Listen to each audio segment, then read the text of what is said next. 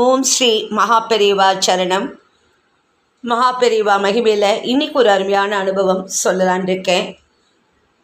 அதாவது மெய் சிலிர்க்க வைக்கும் தன் அனுபவமாக திரு ஆர் கிருஷ்ணமூர்த்தி என்ற அன்பர் குறிப்பிட்டு சொல்லும் இந்த நிகழ்ச்சி அவருடைய தாயாருக்கு ஸ்ரீ பெரியவா அருளிய பெரிய பதவியை பற்றியதாகும். 1960 வருடம் திரு கிருஷ்ணமூர்த்தி தன் தாயார், மனைவி, குழந்தைகளோடு திருச்சி சந்திரசேகரபுரம் தெருவில் வசித்து வந்தார். அப்போது திருச்சி தேசிய கல்லூரியில் ஸ்ரீ பெரியவா முகாமிட்டிருந்தார். அநேகமாக தினமும் இவர் தன் தாயார் மற்றும் குடும்பத்தோடு ஸ்ரீ பெரியவாளை தரிசிக்க செல்லும் பாக்கியம் பெற்றிருந்தார். மகாபெரிவா திருச்சிக்கு விஜயம் செய்த காலகட்டத்திற்கு முன் கிருஷ்ணமூர்த்தியின் தாயாரும் அவரது பாட்டியுமாக பத்ராச்சலம், ஸ்ரீசைலம் முதலிய புண்ணிய க்ஷேத்திரங்களுக்கு யாத்திரை செய்து திரும்பி வந்திருந்தார்கள். ஸ்ரீசைலத்தில் சுவாமி தரிசனம் செய்து திரும்பி வரும்போது சில பூஜை சாமான்களோடு ஒரு துளசி மாலையும் வைத்திருந்த தாயாரின் மடிசஞ்சியை யாரோ திருடி கொண்டு போய்விட்டார்கள். மடிசஞ்சியில் இருந்த மற்ற சாமான்களை விட தாயாருக்கு அந்த துளசிமணி மாலை, அதில் நிறைய பொருட்கள் இருந்தாலும் அதில் இருந்த துளசிமணி மாலை திருடு போனதில்தான் ரொம்ப வருத்தம் அவருடைய தாயாருக்கு, கிருஷ்ணமூர்த்தியின் தாயாருக்கு. இந்த மணிமாலையை சில ஆண்டுகளுக்கு முன் சென்னை சமஸ்கிருத கல்லூரியில் ஸ்ரீ மகாபெரிவா அனுகிரகித்து இவர் தாயாருக்கு அருளியதாகும். நடமாடும் தெய்வத்திடமிருந்து அருளாசி பெற்ற மகிமை வாய்ந்ததாகையால் இந்த துளசி மாலையை தாயார் மிகவும் பக்தியோடும் பாதுகாப்போடும் வைத்திருந்தார். துளசி மாலையோடு ஏகாதசி தோறும் உபவாசமாக இருந்து நீண்ட நேர ஜபம் செய்வது தாயாரின் பக்தி வழியாக இருந்தது. மற்ற நாட்களில் இந்த துளசி மாலையை கையில் வைத்துக்கொண்டு ஸ்ரீராம ஜபம் செய்வதும் வழக்கம். இப்பேற்பட்ட துளசி மாலையை யாத்திரையில் பறிகொடுத்து விட்டதில் தாயாருக்கு ரொம்பவே வருத்தம். அப்போதுதான் ஸ்ரீ பெரியவாளே இடம் தேடி வந்தது போல திருச்சிக்கே இப்போது விஜயம் செய்திருந்தார். இச்சமயத்தில் ஏகாதசிக்கு முன்தினம் ஒன்றில் ஸ்ரீ பெரியவா தரிசனத்திற்கு சென்ற தாயாருக்கு இந்த துளசி மாலையை இழந்த கவலைதான் ரொம்ப இருந்தது. அந்த ஏக்கத்தோடு சென்றபோது சந்திரமௌலீஸ்வரர் பூஜைகளை தரிசித்து தீர்த்தம் பெற்று திரும்பினார். பிறகு அன்று மாலை தாயாருடன் திரு கிருஷ்ணமூர்த்தியின் குடும்பத்தினரும் சென்றனர். இரவு பூஜை முடிய மணி 8 ஆகிவிட்டது.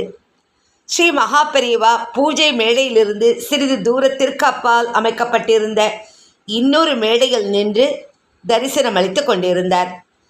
பக்தர்கள் கூட்டம் நிறைய இருந்தது. அப்போது தாயாருக்கு மனதில் ஒரு ஆசை தோன்றியது. தான் தொலைத்துவிட்ட துளசி மாலையை திரும்பவும் தெய்வத்திடம் வேண்டி பெறலாமா என்ற எண்ணம் ஏற்பட்டது. அந்த ஆசையோடும் ஆவலோடும் ஸ்ரீ பெரியவாளை அணுக முடியாத நிலையில் இந்த தாய் அந்த பக்த கூட்டத்தில் உள்ளே புகுந்து மேடையை அடைய முயற்சித்தாள். கூட்ட நெரிசலில் சிக்கியதால் எல்லோரும் மோதியதில் கீழே விழுந்து விட்டாள். உடனே சுதாரித்து கொண்டு எழுந்தவள் கூட்டத்தில் தான் நினைத்தது நடக்காதென்ற அவநம்பிக்கையோடும் ஏமாற்றத்தோடும் கூட்டத்தை விட்டு விலகி சற்று தள்ளி போய் நிற்க வேண்டியதாயிற்று. தன்னை நாடி ஒரு நியாயமான பக்தியால் எழுந்த கோரிக்கையோடு வந்த பக்தையின் நிலையை ஸ்ரீ பெரியவா அறியாமலாயிருப்பார்? எல்லாமும் அறிந்து வேண்டுவதை அருளும் கருணை தெய்வத்தின் மேன்மை அப்போதுதான் வெளிப்படலானது.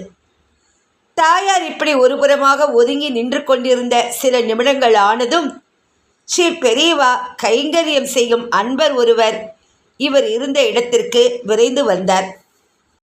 நீங்கள் பெரியவாளை பக்கத்தில் வந்து தரிசிக்க முடியாமல் நிற்கிறேளா? அப்போது உங்களைத்தான் பெரியவா கூட்டிட்டு வர சொன்னா என்று சொல்லியதும் இந்த அம்மாளுக்கு மெய் சிலிர்த்தது. பேரானந்தத்தோடு அந்த அன்பர் கூட்டத்தை விலக்க இவர் ஸ்ரீ பெரியவா இருக்கும் மேடையை அடைய முடிந்தது. கருணை மலையான ஸ்ரீ பெரியவாளின் திருக்கரத்தில் ஒரு துளசிமணி மாலை அருள் செய்ய காத்திருந்தது. துளசி மாலை தொலைஞ்சிருத்துன்னு கவலைப்பட்டு இருந்த என்று தன் திருக்கரத்தில் இருந்த மாலையை இந்த தாயாரிடம் ஸ்ரீ பெரியவா கொடுத்த தருணத்தில் குடும்பத்தினருக்கே இப்பேற்பட்ட அதிசய அனுகிரகத்தையும் ஸ்ரீ பெரியவாளின் திரிகால ஞான மேன்மையால் எதையும் தான் அறிவோம் என்ற நிலையின் உணர்த்தலையும் தாங்க முடியாத பேரின்மை நிலை ஏற்படலாயிற்று. இப்படிப்பட்ட பெரிய பாக்கியம் அடைந்த அளவிலா சந்தோஷ உணர்ச்சியோடு துளசி மாலையை பெற்றுக்கொண்ட தாயார் எதிரே காட்சியருளும் தெய்வத்தின் திருப்பாதங்களை நமஸ்கரித்தார். கூடவே சென்ற கிருஷ்ணமூர்த்தியும் நமஸ்கரித்துவிட்டு தன் தாயாரை வீட்டிற்கு செல்ல எழுப்ப எத்தனித்தார். பெரும் பேராக தாயார் தெய்வ திருவடிகளை அடைந்து விட்டிருந்தார் என்பது தெரிந்தது. துளசி மாலையை வலிய கூப்பிட்டு அருளிய தெய்வம் அந்த அம்மாளுக்கு பெரும் பதவியும் அருளிவிட்டது. யாருக்கு கிட்டும் இப்படி ஒரு பெரும் பாக்கியம்? அந்த துளசி மாலையும் தன் தாயார் விரும்பி படித்த ஸ்ரீ பெரியவாளின் திவ்ய சரிதம் புத்தகத்தையும் கிருஷ்ணமூர்த்தி வீட்டில் வைத்து வழிபடுவதாக குறிப்பிடுகிறார். இப்படிப்பட்டதான பல திவ்ய அனுகிரகங்களை பொழிந்துள்ள சர்வேஸ்வரரான ஸ்ரீ பெரியவாளின் பெரும் கருணை சரணடையும் அனைவருக்கும் அனைத்து செல்வங்களையும் எல்லா மங்களங்களோடுமான ஆரோக்கிய ஆனந்த வாழ்வையும் அளித்தருளும் என்பது நிச்சயம். இதைத் தொடர்ந்து இன்னொரு அற்புதம் சொல்லலான் இருக்கேன். ஸ்ரீ டி.ஆர். சுப்பிரமணியம் என்ற ஒரு பக்தர் அப்போது சதாராவிலிருந்து 25 கிலோமீட்டர் தூரத்தில் கூப்பர் இன்ஜினியரிங் கம்பெனியில் வேலை பார்த்துட்டு இருந்தார். மகாபெரிவா அப்போது பாரட்காவன் என்ற ஊரில் அருளி கொண்டிருந்தார். திரு சுப்பிரமணியம் அவர்களுடன் சுந்தரம் என்பவரும் உள்ளூரின் மராட்டி குடும்பத்தினர் சிலரோடு ஸ்ரீ மகாபெரிவாளை சதாராவிற்கு அழைக்கச் சென்றார்கள். அவர்கள் சென்றபோது மதியம் 2:30 மணி. வெயில் கடுமையாக இருந்தது. ஸ்ரீ பெரியவா ஒரு முனிசிபல் பள்ளிக்கூடத்தில் ஓய்வெடுத்து கொண்டிருப்பதாக தெரிந்தது. அங்கே இவர்கள் போய் நின்றதும் அவர்களின் காலடி ஓசையை கேட்டுவிட்டு மகாபெரிவா இவர்களை நோக்கி திரும்பினார். அப்போதுதான் சுப்பிரமணியம் அவர்களுக்கு ஒரு அபூர்வ காட்சி அருளப்பட்டது. ஒரு கால்பந்து அளவிற்கு செக்க சிவப்பாக ஒரு ஒளி ஸ்ரீ மகாபெரிவாளின் இதய பகுதியில் இருந்து ஒளிவட்டமாக வெளிவருவது போல் இவருக்கு தெரிந்தது. வேறு ஒன்றுமே கண்ணில் படாமல் அந்த ஒளிவட்டம் கண்ணை கூசும்படி செய்தது. சிறிது நேரம் மலைத்தபடி அதையே பார்த்து கொண்டிருந்தவருக்கு அதன் தாக்கத்தை எதிர்கொள்ள முடியாமல் உடனே சாஷ்டாங்கமாக பெரியவாளை நமஸ்கரித்தார். பின் சுதாரித்து எழுந்து மகானை தரிசித்த போது அந்த ஒளி ஸ்ரீ பெரியவாளின் திருமேனி எங்கும் வியாபித்து ஒரு பெரிய ஜோதி பிழம்பாக மகாபெரிவா ஜொலிப்பதை இவர் மட்டுமே அனுபவித்து பார்க்க நேர்ந்தது. இதனால் இவர் கொண்டு போன பூர்ண கும்பம் இவைகளை சமர்ப்பிக்க கூட மறந்த நிலையில் ஸ்தம்பித்து நிற்க, அவருடன் சென்றவர்கள் என்னாச்சு உங்களுக்கு என்று இவரை உலுக்கிய போதுதான் இவருக்கு பிரஜை வந்தது போல ஆனது.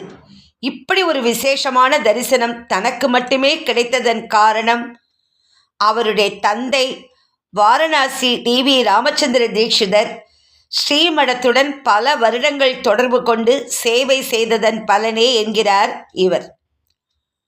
ஒருமுறை சதாராவில் பெரிய பக்தர்கள் கூட்டம் பெரியவா தரிசனத்திற்கு காத்திருந்தது. இவர் தன் மனைவியுடன் கியூவில் நின்றார். பெரியவா கிட்ட சென்றதும் ஸ்ரீ பெரியவா ஒரு சின்ன புத்தகத்தை எடுத்தார். அது சிவமகிமா ஸ்தோத்திர புத்தகம். அந்த புத்தகத்தை வேறு யாருக்கோ பெரியவா கொடுக்க போகிறார் என்று இவர் நினைத்தார். பெரியவா அன்று மௌனம். அதனால் இவரிடம் அந்த புத்தகத்தை எடுத்துக்கொள்ளும்படியும் அதை படிக்கும்படியும் சைகை மூலம் ஸ்ரீ பெரியவா இவரிடம் அருளினார். உடனே இவருடைய மனைவி இந்த சிவமகிமா ஸ்தோத்திரத்தை தினமும் பாராயணம் செய்யும்படிதான் ஸ்ரீ பெரியவா சைகை மூலம் சொல்லியிருப்பதாக இவரிடம் கூறினாள். 2 வாரங்கள் மனைவி சொன்னபடி படித்தவர் பிறகு ஏனோ தொடராமல் விட்டுவிட்டார். ஆனால் அவர் மனைவியோ திங்கட்கிழமை தோறும் ஸ்ரீ பெரியவா சொன்னபடி அதை பாராயணம் செய்தபடி இருந்தாள்.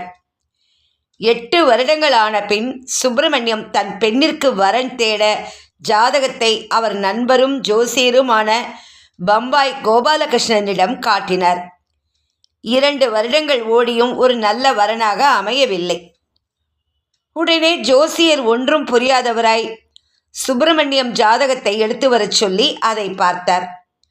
தந்தையின் ஜாதகத்தை பார்த்து அதன்படி அவர் தினமும் ஒரு ஸ்லோகத்தை விடாமல் 90 நாட்கள் சொன்னால்தான் தோஷம் நீங்கும் என்று சொன்னார்.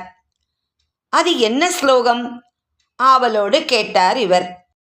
உன் ஜாதகத்திலே சிவ அபச்சாரம் இருக்கு, அந்த தோஷம் போனாதான் உன் பொண்ணுக்கு கல்யாணம் தகையும் என்றார்.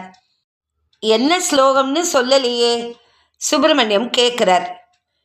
எனக்கென்னவோ என் உள்ளுணர்வு நீ சிவமகிமா ஸ்தோத்திரம் சொல்லணும்னு தோன்றது என்றார் ஜோசியர்.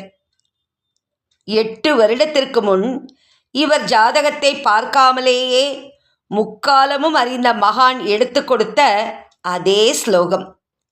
இப்படிப்பட்ட மகிமை வாய்ந்த அற்புத அனுகிரக தெய்வத்தின் கருணை நம்மையெல்லாம் ஆட்கொண்டு சகல ஐஸ்வர்யங்களையும் சர்வ மங்களங்களுடனான நல்வாழ்வை அருளும் என்பது சத்தியம். எப்பேற்பட்ட ஒரு அற்புதம்!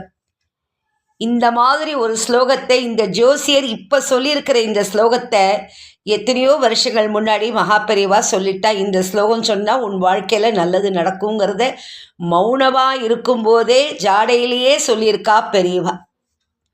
அபார கருணா சிந்தும் ஞானதம் சாந்த ரூபிணம் ஸ்ரீ சந்திரசேகரகுரும் பிரணமாமி முதான்வகம். ஹர ஹர சங்கர ஜெய ஜெய சங்கர, ஹர ஹர சங்கர ஜெய ஜெய சங்கர. ஓம் ஸ்ரீ மகாபெரிவா சரணம். நமஸ்காரம்.